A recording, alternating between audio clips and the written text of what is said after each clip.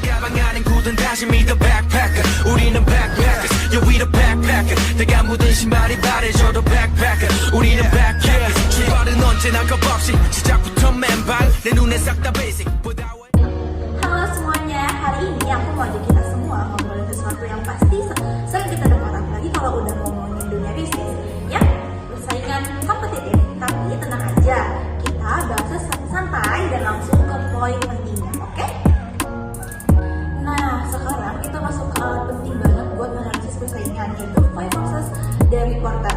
Bayangin nih, kayak radar perusahaan untuk tahu seberapa besar tekanan dari luar yang bisa ngaruh ke bisnis. Yang pertama, ada ancaman pendatang baru. Itu seperti semakin mudah masuk ke pasar, makin banyak pesaing baru yang muncul kalau hambatannya tinggi. Perusahaan lama-lama bisa lebih tenang. Kedua, ada kekuatan supplier. Kalau supplier cuma sedikit dan produknya unik, mereka bisa naikin harga seenaknya. Tapi kalau banyak pilihan, perusahaan lebih punya banyak daya tawar. Yang ketiga, ada kekuatan pembeli, di mana pembeli juga punya kekuatan loh. Kayak mereka beli banyak, mereka bisa nawar harga. Jadi penting buat jaga hubungan baik bersama mereka. Keempat, ada ancaman produk pengganti, di mana produk pengganti bisa jadi bahaya kalau lebih murah atau lebih praktis. Makanya perusahaan harus terus inovatif biar tetap aman di produknya. Yang kelima, ada persaingan sesama perusahaan. Ini yang paling kelihatan, semakin banyak yang jual produk serupa, makin ketat persaingannya. Solusinya bisa dengan beda harga, kualitas, atau bahkan inovasinya. Lanjut ke bagian favorit aku nih, strategi generate. Ini adalah 3 jurus andalan buat menangin pasar. Yang pertama, keunggulan biaya atau cost leadership. Ini cocok buat perusahaan yang pengen jadi paling efisien, produksi murah, harga bisa ditekan tapi tetap berkualitas. Yang kedua, diferensiasi atau differentiation. Kalau strategi ini cocok buat yang suka tampil beda, produk unik, desain keren, atau layanan yang nggak bisa jadi nilai lebih. Yang ketiga itu ada fokus. Dia yang terakhir itu lebih fokus, cocok yang pengen spesialisasi, fokus ke segmen pasar tertentu, kasih layanan sesuai kebutuhan khusus mereka.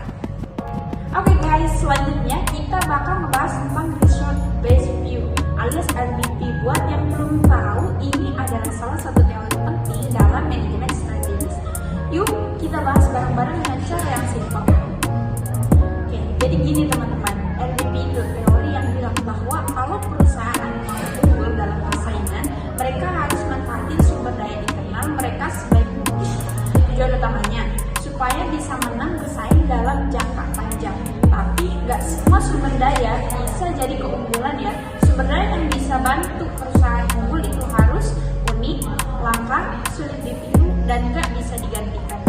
Contohnya, bisa jadi tim yang solid, teknologi yang canggih, atau budaya kerja yang keren banget dan nggak ada duanya. Nah, RBV ini ternyata nggak muncul gitu aja loh guys. Dia datang dari gabungan 4 teori ekonomi dan manajemen sebelumnya. Yuk kita bahas satu-satu. Yang pertama, ada traditional capabilities. Ini ngomongin soal keterampilan dan kompetensi yang udah dimiliki perusahaan sejak lama. Kalau terus dikembangin bisa jadi keunggulan yang tahan lama. Yang kedua, ada Ricardian economic atau ekonomi Ricardo. Ini dari teori ekonomi klasik. Fokusnya keunggulan komparatif. Artinya perusahaan harus pakai sumber daya yang paling efisien dan hemat biaya. Yang ketiga, ada Penrosian economics. Teori ini bilang bahwa perusahaan bisa tumbuh kalau mereka terus belajar dan ngembangin manajemen serta sumber daya internalnya. Dan yang terakhir ada antitrust and economic implication. Nah, yang ini penting banget. Walaupun punya keunggulan, perusahaan nggak boleh monopoli pasar. Harus tetap ada persaingan sehat biar konsumen juga diuntungkan. Nah, sekarang kita masuk ke slide sumber daya dan keunggulan bersaing. Yang pertama itu ada dari Leonard Christensen, Andrew and Kat di tahun 1969 quarter.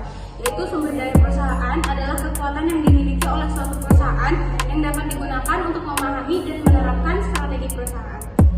Yang kedua, ada dari Drucker di tahun 1994 yang mana mengatakan bahwa strategi adalah gagasan yang dianut oleh bisnis tentang cara mendapatkan kinerja yang unggul di pasar di mana bisnis tersebut beroperasi.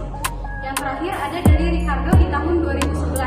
Jadi sumber daya perusahaan itu dapat menjadi tidak efisien dan tidak efektif jika biaya pembuatan sendiri dianggap terlalu